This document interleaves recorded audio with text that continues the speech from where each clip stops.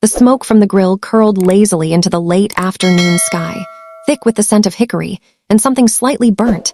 Maybe the ribs, maybe my patience. I stood near the edge of the patio, paper plate in hand, plastic cup of lukewarm lemonade sweating in my grip. Laughter erupted behind me, sharp and familiar, the kind that starts as a joke but lands like a verdict. "Still editing videos in your mom's basement," my cousin Derek called out, not even looking at me as he tossed a balled-up napkin toward the trash can, missing by a mile. "Man, you gotta get a real job before you hit 30. That YouTube stuff's cute, but it's not exactly building generational wealth, you know." A chorus of chuckles followed. My aunt nodded sagely while adjusting her designer sunglasses. My uncle clapped Derek on the back like he'd just delivered a TED Talk. No one asked if I'd eaten. No one noticed the dark circles under my eyes from finishing a client edit at 3 a.m. No one remembered that I'd driven 6 hours that morning to be here. On the first weekend, I'd taken off in 9 months. Because Grandma's old neighbor had called to say the porch steps were sagging again, and I'd promised her I'd check before winter. I took a slow bite of the dry, over-seasoned rib, chewed, swallowed. And that's when my phone buzzed in my back pocket. Just once, a soft, discreet pulse, like the universe whispering, "Not today." I didn't pull it out, not yet. I knew what it was. I'd scheduled the notification myself. Asterisk final wire confirmation, Stonehaven duplex, $217,483.92, cleared and available. The last tenant payment had cleared that morning. The refinance was complete. The deed, now solely in my name, was recorded.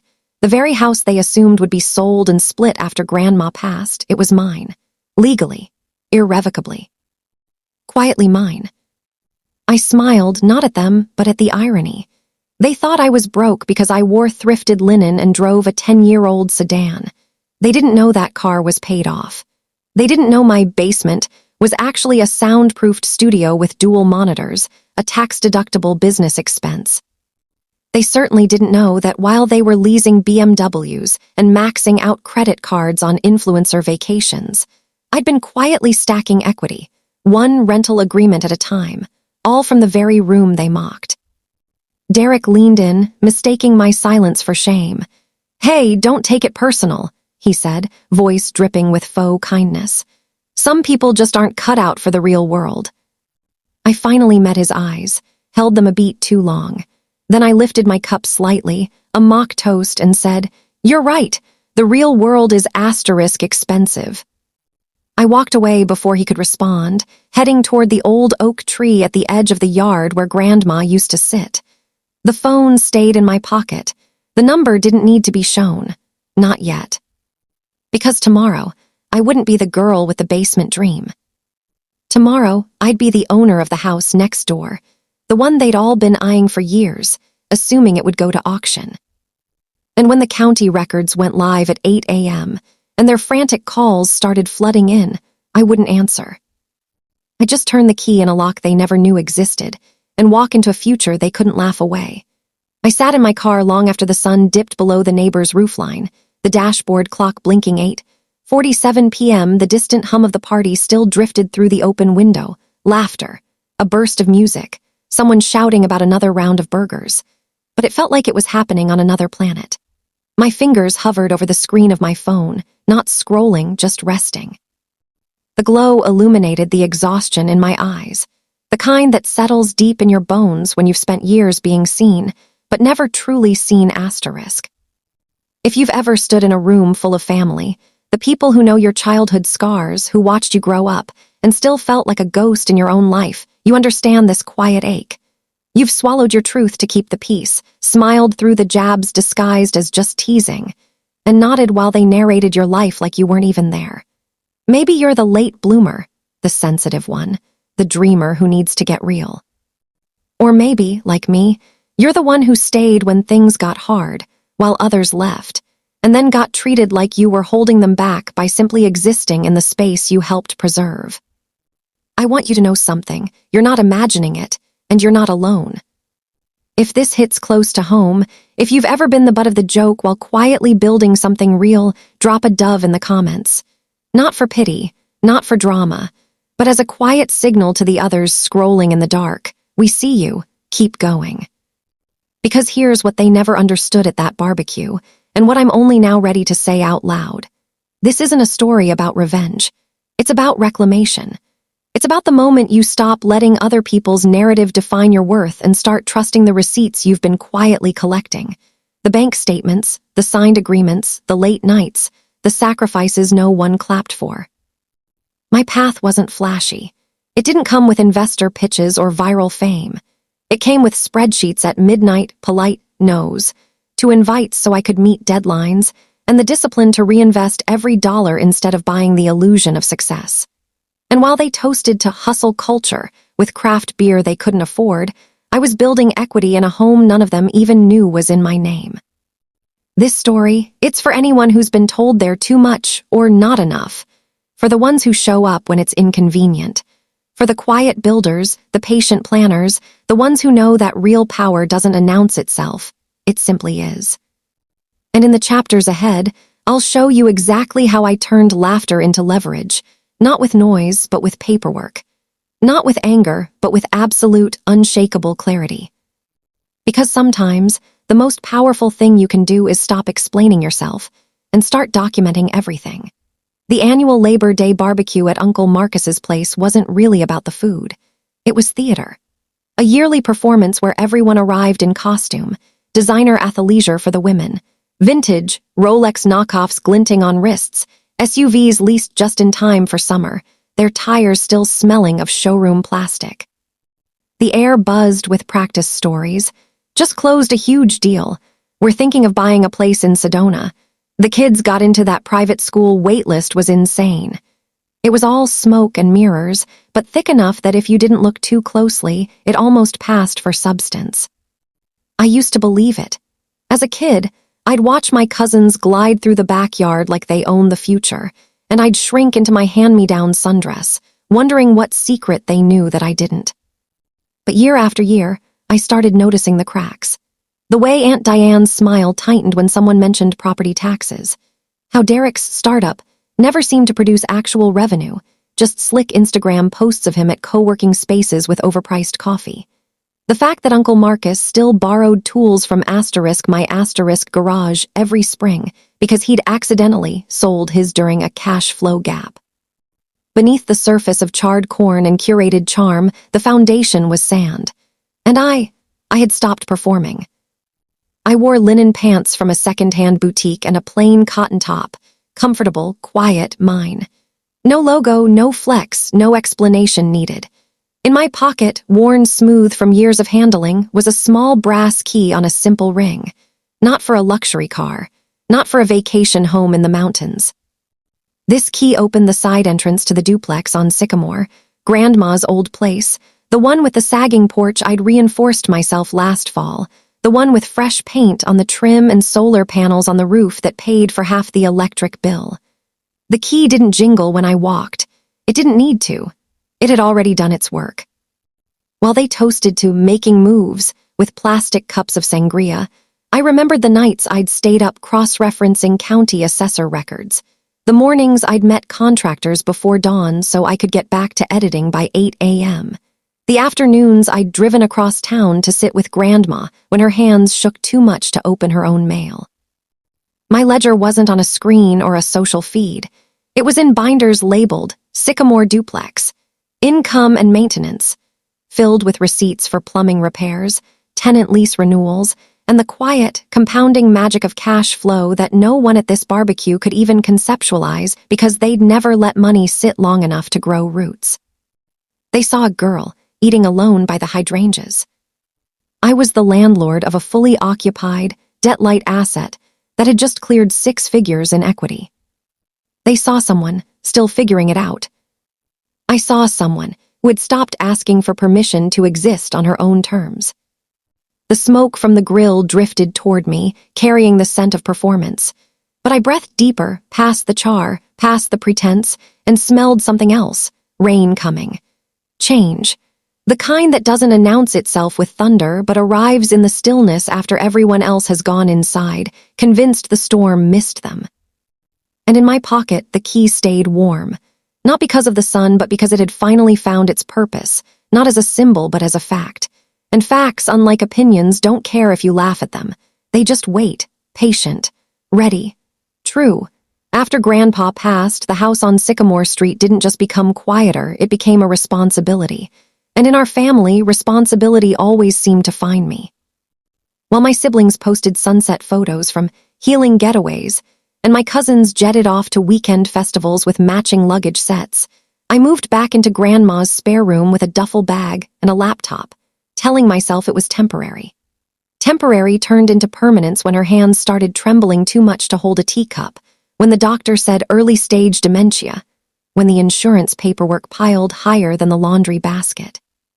I didn't ask for a thank you, I didn't expect a spotlight, but I did expect fairness. For 3 years, I was the invisible architect of her dignity. Mornings began with medication schedules and soft scrambled eggs. Afternoons were split between client calls in the sunroom and scheduling plumber visits when the kitchen sink backed up again. Nights were for editing videos until 2 a.m., chasing deadlines so I could keep paying the property taxes, the roof repair, the upgraded HVAC system that Grandma needed but the family fund never materialized for.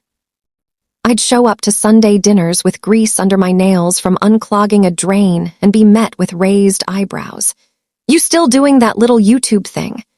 As if my income were a hobby, not the lifeline keeping her home warm and safe. My siblings called quarterly, always on speakerphone, always during dinner. "How's the house holding up?" my brother would ask, never once offering to cover the $1,200 water heater replacement I'd paid for in March. My sister once sent a $20 Amazon gift card with a note, "For your hard work," as if I were a volunteer, not the sole person ensuring Grandma didn't end up in a facility she feared.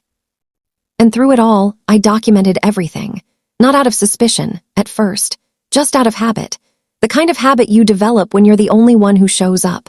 Receipts for every repair tucked into a fireproof box, bank statements showing direct transfers from my account to the utility companies, labeled Sycamore Home Care, signed acknowledgments from contractors. Even Grandma's own ledger, blue ink on yellowed paper, where she'd scribbled in shaky handwriting, "Lena paid for the new porch railing. God bless her hands." I thought that proof would be enough. That love paired with labor would speak for itself. But the moment Grandma took her last breath, something shifted in their eyes. It wasn't grief.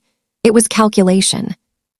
Within 48 hours, my brother texted, "We should talk about selling the house. Split it 3 ways, clean and fair." As if the years I'd lived there, cared for her, bled equity from my own dreams to keep the place standing, meant nothing. As if my name hadn't been quietly added to the title 2 years prior, via a lifetime gift deed Grandma had insisted on after I saved the place from a tax lien they'd all ignored. They treated the house like an inheritance waiting to be cashed out, not a home I'd helped sustain. And they assumed I'd go along with it because I always had, because I was the easy one, the quiet one, the one they could count on to be reasonable even when it cost me everything. What they didn't know was that while they were planning how to divide the spoils, I was finalizing the refinance that would erase the last shared mortgage. That while they toasted to moving on, I was meeting with an elder law attorney who'd seen this story too many times, and that the very asset they saw as a windfall was already legally, irrevocably mine, not by theft, but by documented, notarized, and witnessed intent. They thought I was still living in the basement, but I'd been building the foundation for something they couldn't even see. And now that Grandma was gone, the stage was set, not for a sale, but for a reckoning. One written not in emotion, but in deeds, dates, and dollars. The kind of truth that doesn't need a voice to be heard. It just needs to be filed. 2 days before the barbecue, the same morning I'd patched a leak in the Sycamore duplex's east gutter, I drove across town to the quiet neighborhood where Mrs. Ellison had lived for 63 years. Her house sat beneath a canopy of ancient oaks, paint peeling just enough to show character, not neglect. A wind chime made of sea glass tinkled softly as I climbed the porch steps, the same ones Grandma and she had painted together back in '78. I hadn't planned to come. But after Derek's laugh still echoed in my ears like a warning bell, I needed to hear a voice that remembered who I really was. She opened the door before I could knock, wrapped in a floral housecoat, her silver hair pinned in a loose bun. At 94, her steps were slow, but her eyes, oh, her eyes were sharp as tacks, the kind that had seen war, widowhood, and the slow unraveling of good men, and still chose kindness. "Knew you'd come," she said, not as a guess, but as fact. "Tea's steeping." We sat at her kitchen table, sunlight slicing through lace curtains, dust motes dancing in the beams like tiny witnesses. I didn't tell her about the barbecue. Not yet. Instead, I showed her the latest copy of the deed, the one with my name alone, just to confirm I wasn't missing something. Her gnarled fingers traced the notary stamp, then the date. She didn't need to read the legal jargon. She'd been the county clerk's assistant for 22 years before retiring in 91. She knew paper like others knew scripture.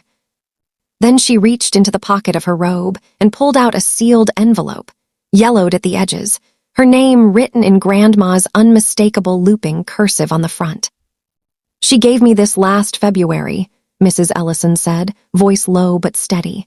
"Said, if they try to take it from her, you give Lena this, and you tell her I saw everything." My throat tightened. I didn't open it, not then, just held it like something sacred. "She used to sit right here," Mrs. Ellison went on, nodding to the chair across from her, "every Tuesday for 3 months before she got too weak to drive. She'd bring lemon bars, talk about how proud she was of you, not just for the house, though she knew you'd saved it, but for staying, for not running when it got hard. Most people love in theory," she'd say. "Lena loves in action." She reached across the table and covered my hand with hers. Her skin was thin as parchment, but her grip was firm. "Child," she said, her voice cracking just slightly, "you didn't imagine any of it, you didn't overstep. You did take anything. You were given it because you earned it with your presence. And that letter, it's not just a note, it's her last word on the matter, legally witnessed, notarized same day." I blinked hard, swallowing the swell in my chest. In that moment, I wasn't the mocked cousin, the basement editor, the family afterthought. I was Lena, seen, believed, and backed by 2 women who understood that love isn't measured in grand gestures, but in who shows up when the music stops. Mrs. Ellison didn't offer advice. She didn't need to. Her belief was the first true ally I'd had in years, the kind that doesn't just say, "I'm on your side," but hands you the proof and says, "Go on. The truth is already written." I left her porch with the envelope tucked inside my shirt, against my heart, and for the first time in months, I didn't feel alone. I felt armed. Back in my car, parked beneath the skeletal branches of a maple still holding onto summer, I finally opened the envelope Mrs. Ellison had given me. Inside wasn't a letter, not in the traditional sense. It was a single sheet of legal weight paper, crisp despite its age, bearing Grandma's signature at the bottom, witnessed by her hospice nurse and notarized on February 14th, Valentine's Day of all days, as if love itself were being formalized. But that wasn't the only proof I carried. Tucked behind it in my folder were quieter, sharper weapons, the kind that don't make noise but cut through lies like steel. My first real receipt, the one that started it all, wasn't dramatic on its own. Just a screenshot I'd pulled from the county property records portal during a late-night editing break months ago. On screen, stark and undeniable, was the duplex's title history, transferred via lifetime gift deed, sole grantee. Lena Marie Carter recorded, October 12, 2022. No co-owners, no family trust. Just my name, clean and centered like it belonged there. And it did, because Grandma had insisted on it after I'd spent 3 months negotiating with the tax assessor to overturn a $9,000 lien her children had ignored for years. She'd watched me do what none of them would: show up, speak clearly, and pay what was owed to keep her home. But paper alone wasn't enough for people who lived in a world of impressions, so I paired it with something even more intimate, her ledger, the one she kept in the kitchen drawer beside the sugar bowl. Page 43, dated March 3, 2023, read in her careful hand. Lena paid $1,200 for new water heater. Again, God bless her. They don't see what she does, but I do. Underlined twice. That sentence alone dismantled the myth they'd built, that I was just staying there, freeloading off her generosity. No, I was investing, consistently, quietly, faithfully. Then came the photograph. Taken on my phone, time-stamped, backed up to 3 cloud accounts. It showed the duplex's mailbox, white with blue trim, the one I'd repainted last spring, clearly displaying my name beneath Grandma. Carter/Lena M. The date on the photo, August 28th. The day before the barbecue. The day before they changed the locks on the narrative, pretending I had no claim, no standing, no stake. I stared at that image for a long time. In it, sunlight hit the brass numbers on the mailbox, 214, just right, making them gleam like a quiet challenge. They had laughed at me while standing on a truth they didn't even know existed. They mocked my basement, while I owned the very ground beneath their borrowed lawn chairs. This wasn't about gloating. It never was. But receipts aren't weapons, they're mirrors.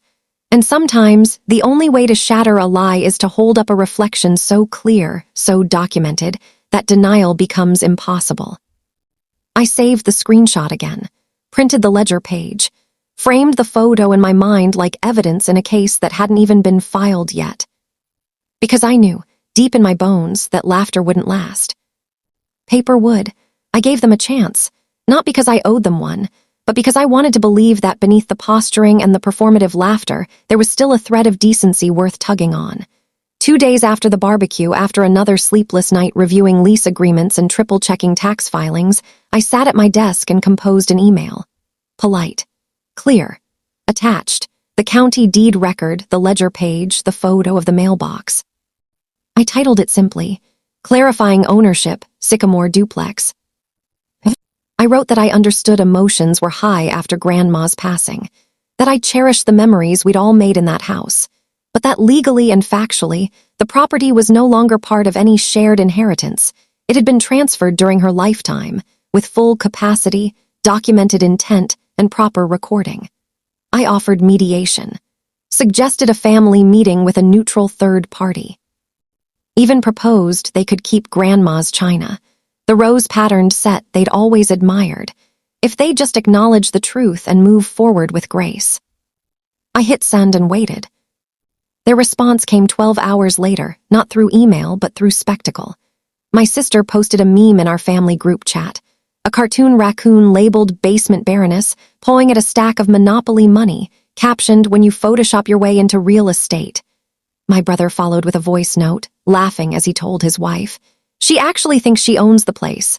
Bless her heart, still living in fantasy land." And then, the final blow. A cease and desist letter, printed on cheap paper, signed by a legal associate from a firm I'd never heard of, claiming I'd abandoned the property during Grandma's final hospitalization, and therefore forfeited any emotional claim to it. As if love were a lease that expired after 30 days of absence. The irony was almost poetic. While they were busy crafting narratives online, reality was tightening its grip around me in far more concrete ways. That same morning, a notice arrived from my apartment landlord, a place I'd kept only as a quiet retreat for editing marathons and mental reset days, citing non-payment of rent for the past 2 months. My stomach dropped. I'd auto-paid for years, but in the chaos of Grandma's final weeks, I'd redirected all available funds to cover her hospice copays and the duplex's emergency roof repair. I'd assumed my savings buffer would hold. It hadn't. Now, I faced eviction from the one space that was truly mine, while they plotted to take the home I'd bled for. I sat on the edge of my bed, the cease and desist crumpled in one hand, the eviction notice in the other. The weight of it pressed down like a physical force. Not just the legal threat, but the loneliness of it, the realization that no amount of proof would matter to people who'd already decided their version of the story was the only one worth telling. But then I remembered Mrs. Ellison's words, "The truth is already written." And I hadn't hit the bank yet.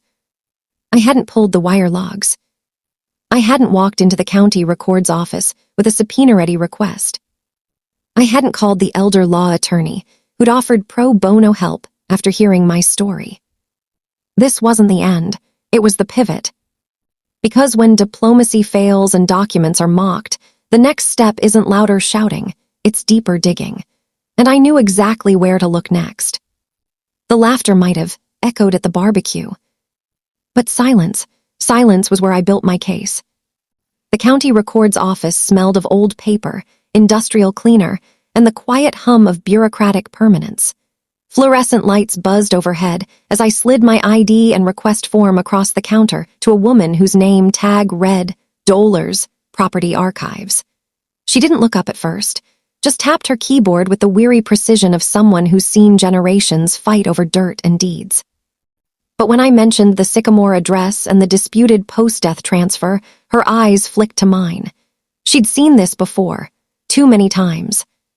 "Wait here," she said, and disappeared into a vault-like room lined with steel cabinets. 10 minutes later, she returned with a thick manila folder. Inside wasn't just the deed they'd forged, the one dated asterisk the morning of Grandma's funeral, stamped with a notary seal that didn't match any active commission in the county, but the full chain of title going back 40 years.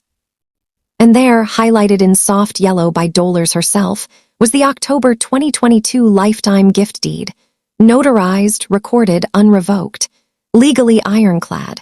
My name stood alone, untouched by grief or greed. But I wasn't done. From there, I drove across town to Granite Trust Credit Union, the same institution where Grandma had opened her first savings account in 1967. The branch manager, a woman named Marisol who'd helped me set up the property management account 2 years prior, met me in a private consultation room.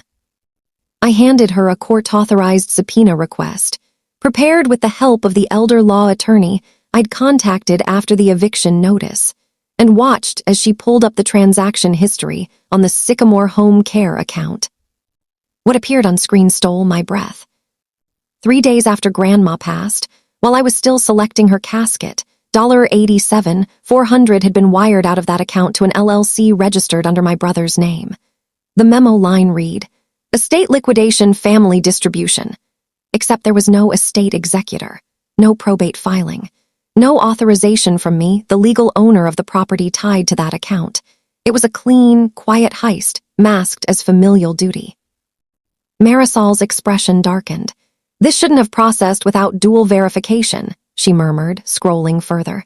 "Especially with a pending title review flagged last month." She printed the logs, date, time, routing numbers, digital signatures, and initialed each page. Then she handed me a certified summary, stamped with the bank's seal. "This goes straight to your attorney," she said, "and maybe the state fraud division." That afternoon, I didn't go home. I went to the law office downtown, where the attorney, soft-spoken, silver-haired, with eyes that held decades of watching families unravel, reviewed the documents in silence. When she looked up, she nodded once. "We file a lease pendens tomorrow. It clouds the title, stops any sale or refinancing dead in its tracks. Then we send certified notices revoking their claimed authority and demanding restitution of the transferred funds." I signed the papers on her glass-topped desk, the pen heavier than it should have been. Each stroke felt like a boundary being drawn in ink instead of air. By dusk, 3 envelopes, certified mail, return receipt requested, were in the postal system, addressed to each of my siblings. Inside, copies of the valid deed, the bank logs, the lease pendens filing, and a single line in bold. "Cease all claims to 214 Sycamore. Legal remedies will be pursued." The next morning, my phone began to buzz, first with confused texts, then angry calls, then silence. They expected a girl who edited videos in silence. They got a woman who spoke through affidavits, ledgers, and certified mail. And for the first time, the only thing echoing louder than their laughter was the sound of paper hitting the table, proof, piled high, final. They called it a family dinner. Invited themselves, really texted the night before saying they were in the neighborhood and wanted to clear the air over Grandma's lasagna. As if nostalgia could undo fraud, as if casseroles could overwrite deeds. I almost said no. But then I remembered the way they'd laughed at the barbecue, how they dismissed my truth like it was a punchline, and I knew this wasn't just about the house anymore. It was about respect, about making sure the next time they told this story, they couldn't pretend I hadn't warned them. So I said yes, but on my terms. I called my property manager, Rosa, a no-nonsense woman who'd managed rentals for 20 years and once evicted a city councilman for hoarding exotic birds, and asked her to meet me at the duplex an hour early. Then I phoned the notary who'd handled Grandma's addendum and asked if she'd be willing to witness a document acknowledgement that evening. She agreed without hesitation. Finally, I texted the local sheriff's non-emergency line, a courtesy call, not a threat, letting them know a civil property dispute might escalate if uninvited guests refused to leave private premises. "Just in case," I said. They logged it. No drama, just protocol.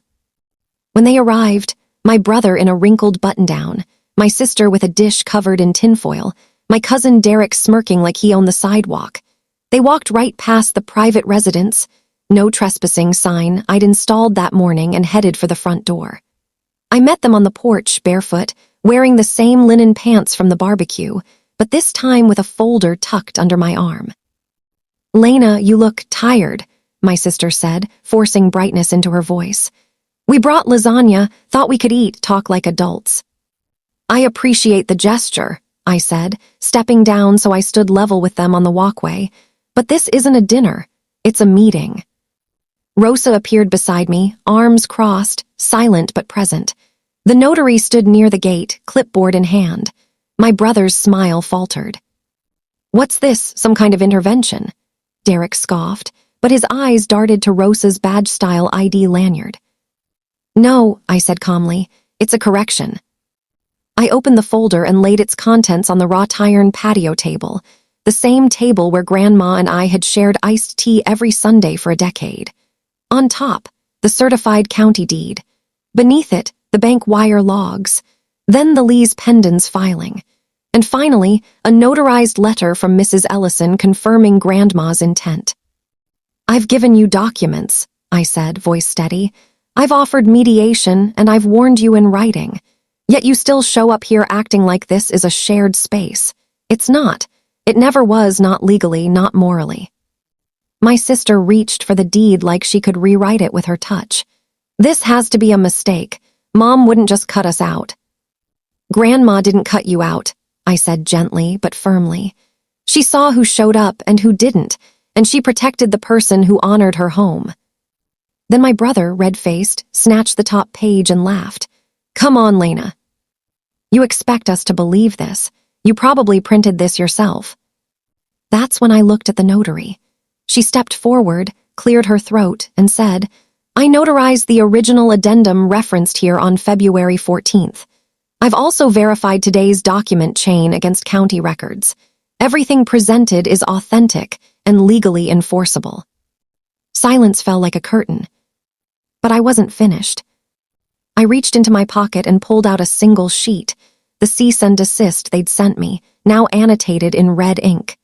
"You accused me of abandonment," I said, holding it up. "But the truth is I never left, and now I'm serving you formal notice. If you enter this property again without written permission, you'll be trespassing, and I will involve law enforcement." My cousin opened his mouth, probably to crack another joke, but froze when Rosa quietly rested a hand on her phone, screen lit with the sheriff's non-emergency number. They didn't eat lasagna that night. They didn't sit down. They just stood there, exposed, not by anger, but by evidence, watching the girl they'd mocked become the owner they couldn't ignore. And when they finally turned to leave, keys jingling nervously in my brother's hand, I didn't slam the door. I just locked it. Quietly. Permanently. The HOA meeting was held in the community room of the Maple Ridge complex, fluorescent lights, folding chairs, a coffee urn wheezing in the corner. It was open to all property owners, which meant by law they couldn't bar me, and I knew they'd be there.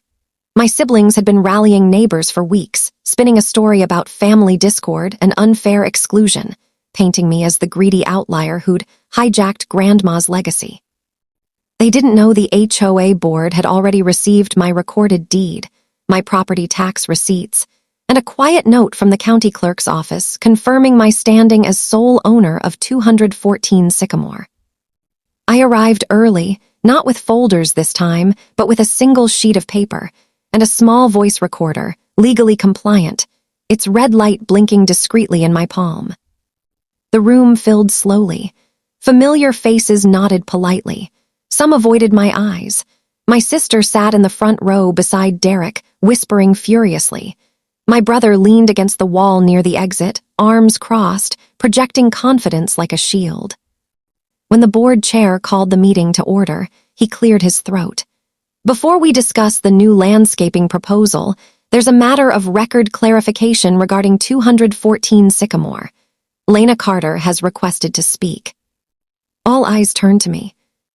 I stood, not dramatically, not angrily, just present, the same way I'd been present for Grandma's insulin shots, for leaky faucets at midnight, for every silent sacrifice they'd chosen not to see. I'm not here to argue, I began, voice calm, clear, carrying just enough to fill the room without shouting. I'm here to read the truth exactly as it was given to me. I unfolded the notarized addendum, the one Mrs. Ellison had entrusted to me. The paper trembled slightly in my hands, not from nerves, but from the weight of what it carried. To my family, I read, if you are hearing this, it means I am gone. And if you are questioning Lena's right to my home, it means you have forgotten what love looks like in practice. Lena didn't just live with me, she kept me whole. She paid the bills when no one called. She held my hand when I was afraid.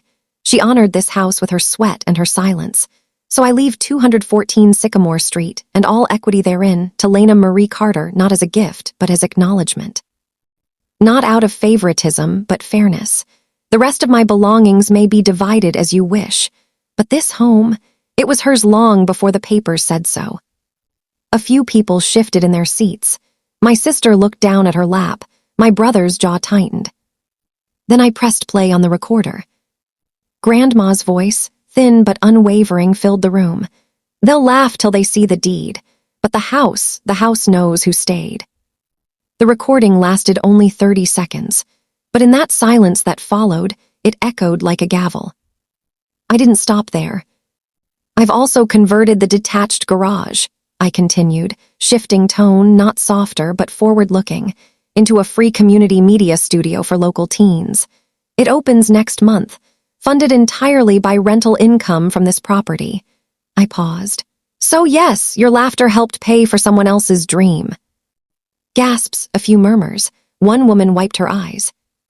Then I laid the final card on the table, gently but unmistakably. Effective immediately, I've filed a formal notice with the HOA. Any unauthorized gatherings at 214 Sycamore will be treated as trespassing. But the studio, that's open to all, even you, if you're willing to come in peace. I sat down.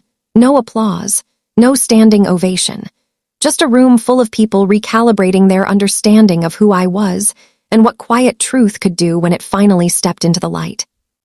Later, as I walked to my car, a teen from down the street stopped me. Is it really true? He asked, eyes wide. The studio's free. I smiled.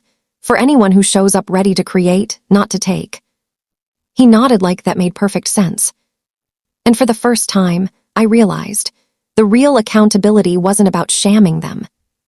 It was about building something so good, so undeniable, that their old narrative couldn't survive its light. 6 weeks after the HOA meeting, on a Tuesday so ordinary it felt like the universe was finally letting me breathe, I sat in the county probate courtroom, not as a defendant, not as the emotional sister, but as the petitioner in a quiet title action. The room was nearly empty. Just me, my attorney, a clerk typing softly in the corner, and the judge, a woman in her 60s with silver-streaked hair and the kind of calm that only comes from decades of watching people lie under oath. My siblings didn't show. They'd been served but chose silence over scrutiny, cowardice dressed as indifference. My attorney didn't need theatrics. She simply laid out the chain, the lifetime gift deed, properly notarized and recorded in 2022. The subsequent forged deed filed the morning of Grandma's funeral, bearing a notary commission number that had expired 2 years prior, the unauthorized wire transfer from the home maintenance account, and Grandma's addendum, witnessed and recorded with her explicit verbal confirmation. Each document was admitted without objection because there was no defense to mount. Paper doesn't flinch, dates don't negotiate, signatures don't lie. The judge reviewed the file in silence, her glasses perched low on her nose. Then she looked up, not at my attorney, but at me. Ms. Carter, she said, voice even, you've gone to great lengths to resolve this without court intervention. mediation offers, certified notices, public clarification. Most people in your position would have sued for emotional distress or punitive damages. I didn't want to punish them, I replied, meeting her gaze. I just wanted the record to be accurate. She nodded slowly, as if she'd heard that truth before and knew how rare it was. Motion granted, she said. The deed recorded on the date of Ms. Carter's passing is hereby declared void ab initio, invalid from inception. Title to 214 Sycamore Street is confirmed in the name of Lena Marie Carter, sole and lawful owner. The unauthorized transfer of funds is referred to civil recovery proceedings. That was it. No gavel, no dramatic pronouncement, just words on a docket that would ripple through county records forever. I walked out into the pale autumn sunlight, the crisp air filling my lungs like a long-held breath finally released. My phone buzzed, an alert from the bank. The $87,400 had been frozen pending civil restitution. Not recovered yet, but immobilized. Justice doesn't always roar. Sometimes it just locks the door and waits. Later that afternoon, I drove to the duplex. Stood on the porch, the same one I'd rebuilt after the storm, the same one where Grandma used to watch birds at dawn. I pulled out my key, the old brass one Mrs. Ellison had once called the key to dignity, and turned it in the lock. It opened on the first try.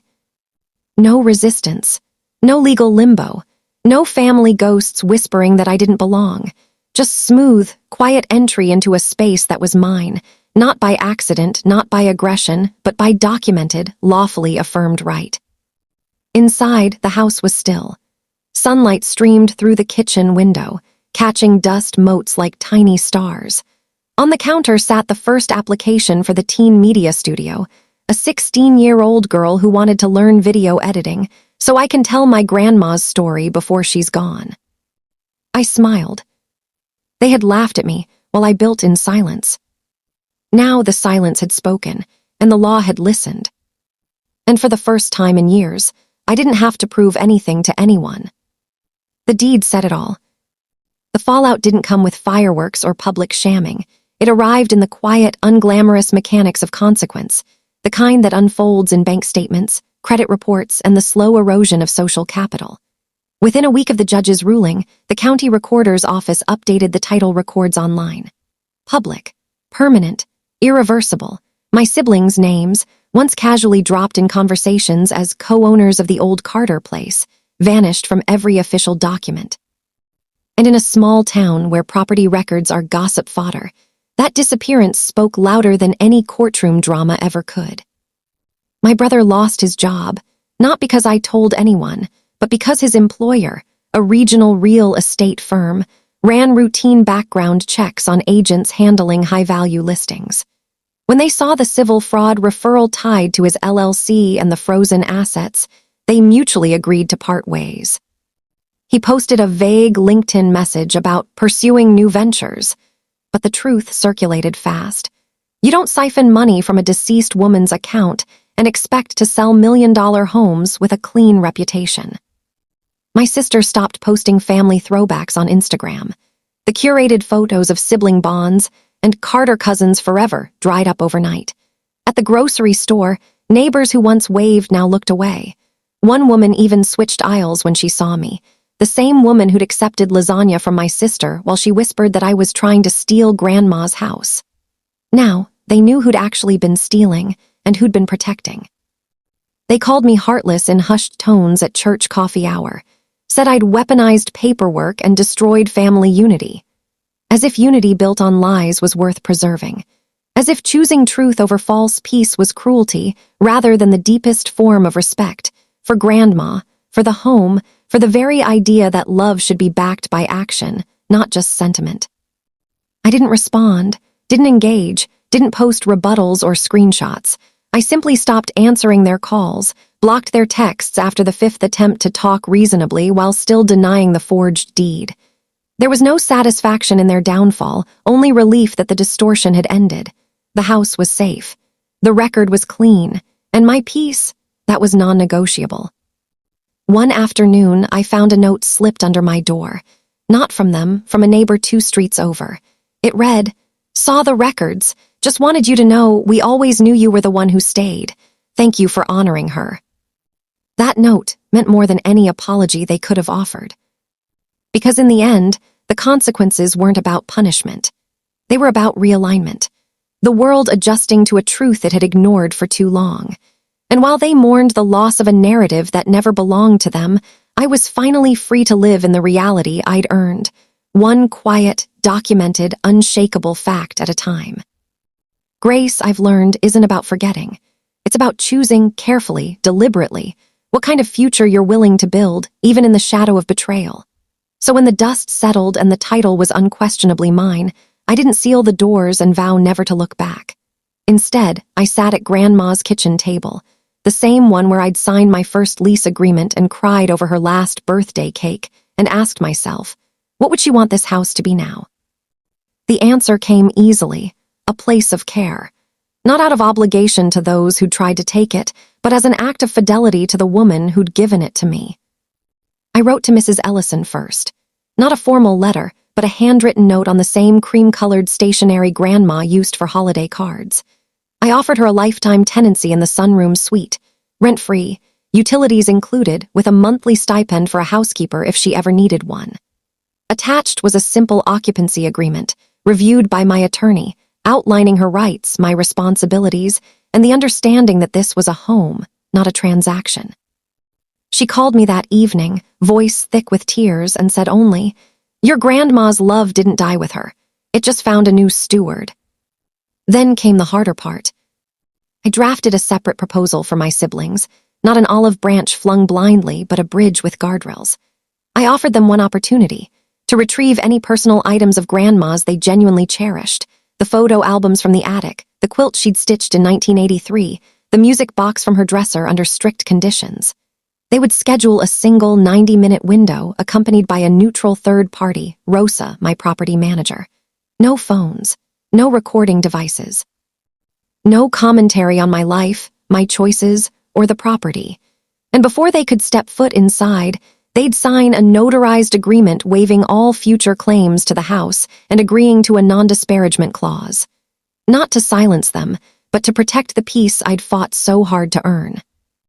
My sister was the first to respond. She came alone, eyes red, clutching a tissue.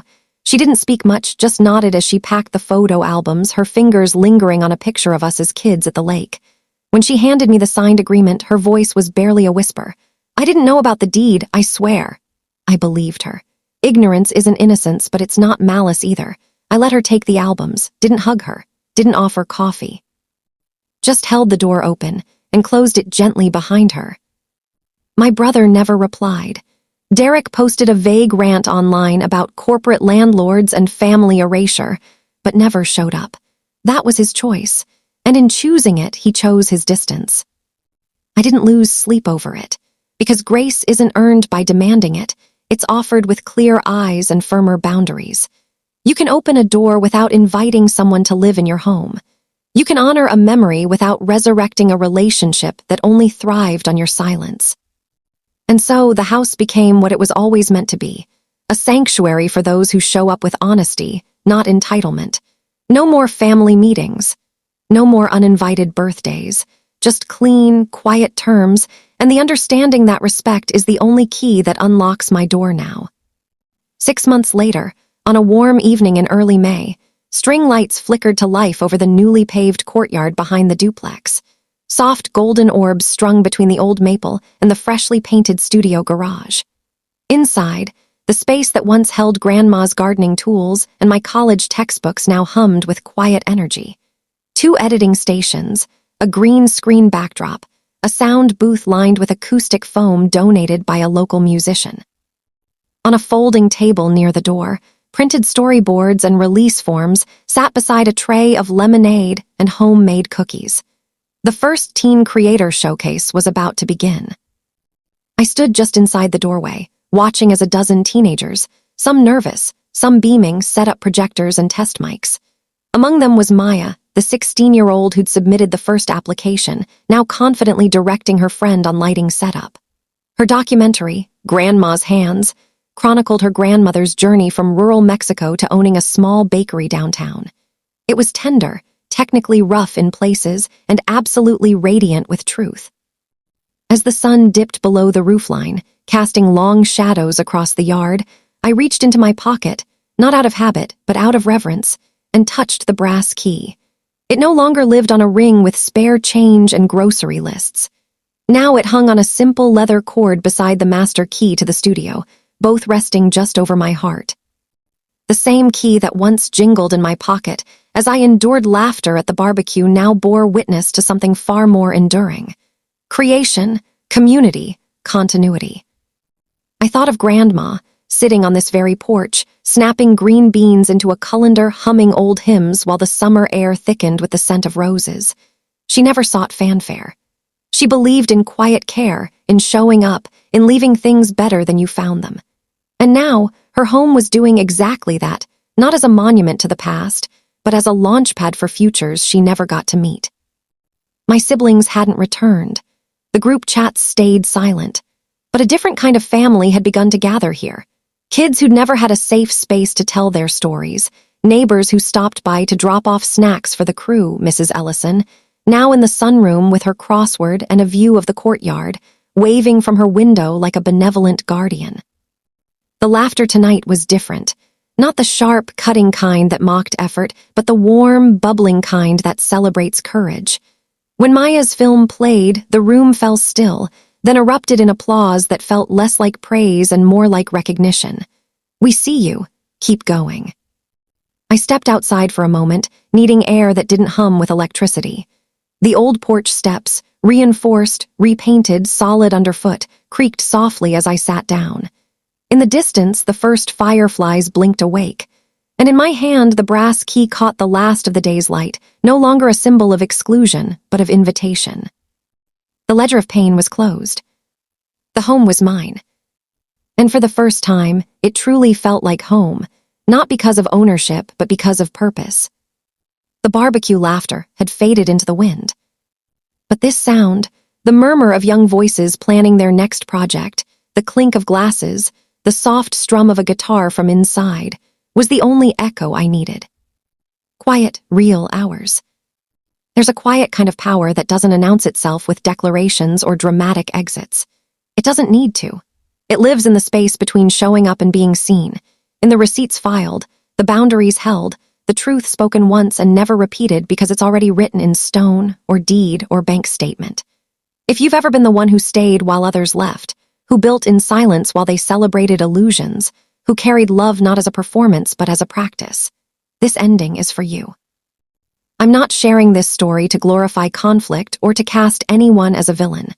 People act from their wounds, their fears, their limited understanding of what love and legacy really mean. But I am sharing it to say this. Your worth isn't determined by who acknowledges it. Your work doesn't need applause to be valid. And your peace, that's non-negotiable. In the description below, I've linked a free resource I wish I'd had years ago. The Quiet Ownership Checklist, 5 documents every family builder should secure. It includes templates for tracking shared expenses, verifying title status, securing witness statements, and establishing legal boundaries. Because protection isn't paranoia, it's preparation. Knowledge isn't cold, it's the warmth of knowing you're standing on solid ground. And if this journey resonated, if you've ever been underestimated, overlooked, or told your dreams were just a hobby, consider subscribing. Not for more drama, but for more dignity. For stories where justice isn't loud, but lawful.